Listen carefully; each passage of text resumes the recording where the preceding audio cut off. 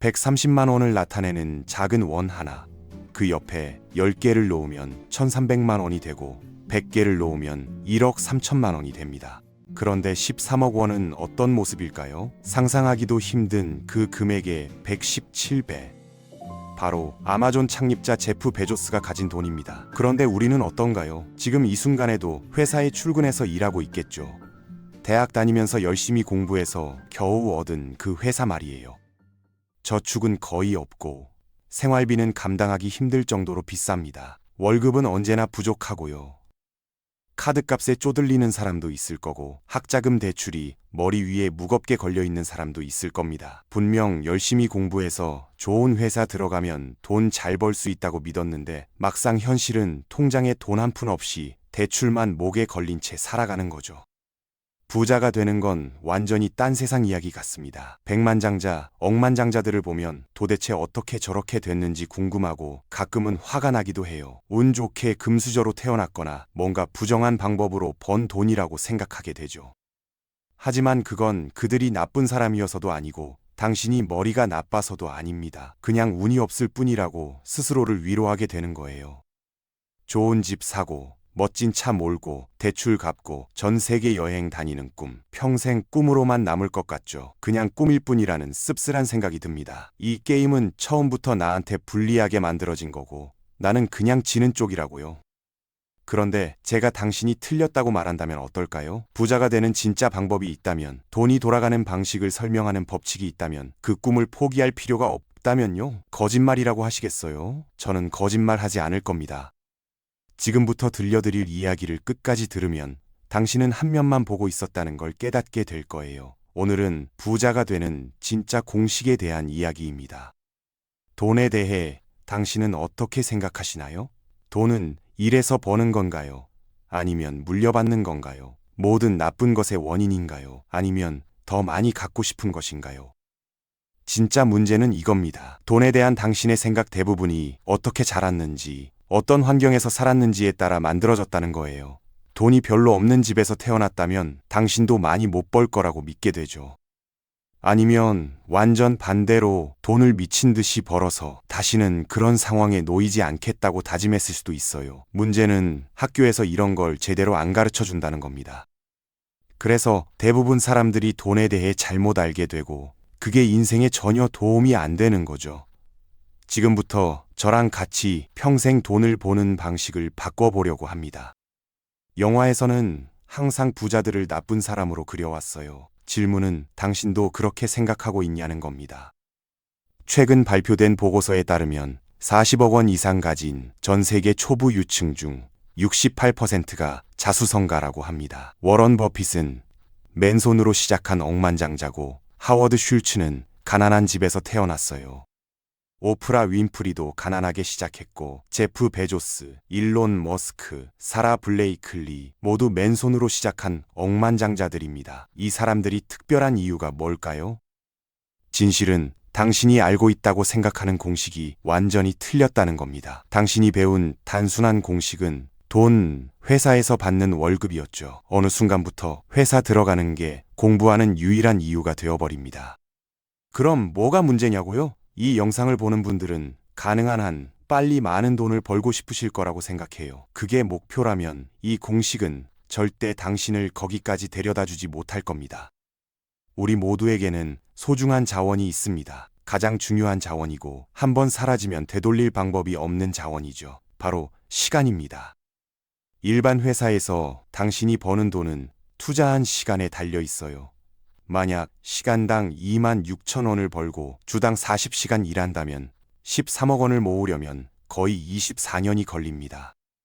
그런데 그건 세금이나 생활비를 빼지 않은 거고요. 물가 상승으로 13억 원의 실제 가치가 떨어진다는 것도 잊으면 안 됩니다. 나이 들어서 억대 자산가가 될 수 있는 유일한 방법은 검소하게 사는 것뿐인데 그때쯤이면 소중한 시간은 이미 대부분 흘러가 버린 상태예요. 당신은 그 모든 시간을 돈으로 바꿨지만 그 금액은 그다지 크지 않았던 거죠. 그래서 다시 묻게 됩니다. 그렇다면 왜 젊은 나이에 맨손으로 시작한 백만장자와 억만장자가 있는 걸까요? 그들을 다르게 만드는 건 뭘까요? 사실 그들은 당신보다 더 나은 공식을 알고 있고 돈이 돌아가는 방식을 이해해요. 당신이 완전히 모르는 그 방법 말입니다. 자본주의 사회에서 게임의 규칙은 이렇습니다. 당신은 사람들에게 얼마나 가치 있게 보이는지, 그리고 그걸 알아보는 사람이 얼마나 많은지에 따라 돈을 받습니다. 그들이 바로 시장이고 소비자들이죠. 시장은 당신 친구, 가족, 이웃, 우리나라 사람들입니다. 사람들은 축구 선수들이 너무 많이 받는다고 불평하지만 선수들에게 수십억을 주려면 우선 축구를 좋아하는 시장이 있어야 합니다. 사람들이 축구를 좋아해야 경기 보고 굿즈 사는데 돈을 쓰고 싶어 하는 거죠. 시장에서 축구 수요가 높다면 최고의 선수들은 그만큼 큰 돈을 받게 됩니다. 얼마나 열심히 일하느냐는 중요하지 않아요. 매일 땀 흘리며 힘들게 일하는 청소하시는 분은 사무실에 앉아 있는 회계사보다 훨씬 적은 돈을 받습니다. 왜 그럴까요? 시장이 청소 일의 가치를 회계사 일의 가치보다 훨씬 낮게 본다는 겁니다. 아무리 가혹하게 들려도 청소 일은 누구로든 바꿀 수 있어요. 그 일을 배우는 건 어렵지 않거든요. 그래서 시장은 수년간 숫자를 공부한 회계사, 고객 세금을 수백만 원 절약해주는 그 회계사보다 더 많은 돈을 주지 않는 겁니다. 하지만 그럼에도 짧은 시간에 큰 부를 만들려면 회사 들어가는 게 정답이 아니라는 걸 우리는 확인했어요. 그렇다면 어떻게 하면 가치를 높일 수 있을까요? 일론 머스크나 제프 베조스 같은 사람들은 뭐가 다르길래 그들의 가치가 그렇게 높은 걸까요? 이 부의 공식에서 첫 번째 단계는 아주 간단합니다. 돈이 필요하다면 문제를 해결하세요. 이 말을 잠시 곱씹어 보면 거의 모든 돈이 이 기본 원칙에서 나온다는 걸 깨닫게 될 거예요. 문제를 해결하면 돈이 따라옵니다. 1억 3천만 원짜리 문제라면 그 해결책은 수억을 벌게 할 거고 1,300억 원짜리 문제라면 그 해결책은 수천억을 벌게 할 거예요. 아마존이 해결하는 모든 문제를 생각해 보세요. 매장 가는 번거로움, 배송 기다리는 불편함, 비싼 가격 같은 것들 말이죠. 아마존 안에 있는 다른 모든 회사와 그 회사가 해결하는 문제는 언급도 안 했어요. 제프 베조스는 수천억 원짜리 문제를 해결하는 데 도움을 줬고 그에 대한 보상을 받았습니다. 돈을 쫓고 있다면 모든 걸 잘못하고 있는 겁니다. 역설적으로 들리지만 돈이 필요하다면 찾아야 할 것은 돈이 아니라 문제예요. 그 문제에 대한 해결책을 찾아야 하고 더 중요한 건 해결책을 찾으면 그걸 중심으로 사업을 시작해야 한다는 거죠. 잠깐, 그게 다냐고요? 그냥 문제 해결하면 돈이 생긴다고요? 부자가 되려면 다음 아마존이나 페이스북, 구글을 만들어야 할 것 같은데 농담하는 거 아니냐고요? 코딩하는 법도 모르고 그 정도 일을 시작할 돈도 없다고요? 잠깐 기다려보세요. 옛날 생각으로 돌아가지 마세요. 문제부터 시작하세요. 항상 문제부터 시작해야 해요. 주변 사람들의 목소리를 들어보세요. 사람들이 싫어하는 건 뭔가요? 사람들은 뭐가 있었으면 좋겠다고 말하나요? 사람들은 뭐 때문에 짜증나나요? 사람들은 뭘 엄청 불편해하나요? 그게 당신이 해결할 수 있는 문제이고 또한 해결할 만한 가치가 있는 문제인가요? 부로 가는 이 공식의 마지막 단계는 문제에 대한 확장 가능한 해결책을 찾는 거예요. 당신의 해결책은 많은 사람들에게 영향을 줘야 합니다. 식당을 생각해 보세요. 확장이 안 되죠. 당신은 지역과 그 지역 손님 수에 묶여 있어요. 하지만 프랜차이즈는 더 확장할 수 있습니다. 당신의 해결책이 소프트웨어라면 어떨까요? 그건 소프트웨어를 한번 만들면 생산비나 배송비 걱정 없이 무한으로 온라인에서 확장할 수 있다는 뜻이에요. 모든 게 온라인으로 이루어지니까요. 회사 생활에서 무한한 규모를 찾는 건 운이지만 조심해야 합니다. 당신의 해결책이 돈을 버는데 시간이 필요한가요? 시간당 13만 원을 받는 요가 강사라고 가정해보죠. 축하합니다. 당신은 사업으로 위장한 또 다른 직장을 만든 거예요. 하루에 할 수 있는 수업 수는 정해져 있어요. 그래서 당신 수입은 시간에 묶여 있죠. 하지만 24시간 돌아가는 온라인 요가 수업을 한 번만 만든다면 그건 확장이 가능합니다. 여기서 해결책을 확장하는 게 중요해요. 그러니 이 부분에서 길을 잃지 마세요. 자동화도 중요한 역할을 합니다. 시스템과 과정은 사업을 원활하게 기계처럼 돌아가게 해줘요. 제대로 만들면 사업에서 다른 사람한테 맡기거나 직원을 고용해서 대신 시킬 수 있는 일이 있습니다. 돈 계산이 된다면 해보세요. 모든 걸 혼자 하는 건 아무리 자신이 최고라고 생각해도 안 좋은 일이에요. 해결책을 찾으면 당신보다 더 잘할 수 있는 사람이 있거든요.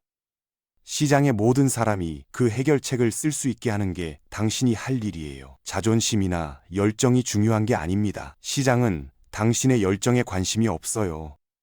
이제 적절한 시스템과 과정을 갖춰 돈 버는 사업을 만들 수 있게 됐으니 이제 뿌린 대로 거둘 때입니다. 이 시점에서 당신이 맞닥뜨리게 될 두 가지 길이 있어요. 사업을 계속할 것인지 아니면 팔아서 현금으로 바꿀 것인지. 인수는 당신이 수년간 사업 만드는 데 쓴 해결책을 누군가가 사는 순간이죠. 인스타그램이 페이스북에 1조 3천억 원에 인수되는 것처럼 말이에요.